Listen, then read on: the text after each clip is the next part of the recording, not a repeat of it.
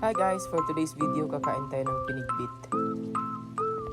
Inimbitahan nga pala ako guys sa bahay ng kaibigan ko kasi magluluto daw sila ng pinigbit.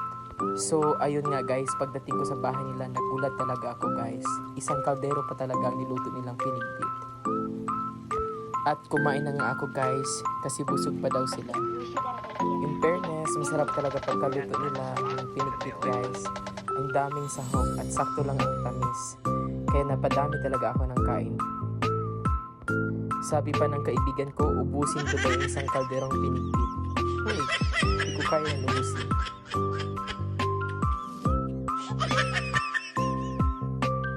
Thank you nga pala kay Ma'am Gadingan at kay May na nagluluto ng napakasarap na pinigbit.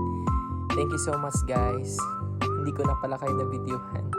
Pero thank you talaga sa pag-invite. So yun lang guys sa ating mini vlog for today. I hope you like it guys. Thank you for watching. Bye!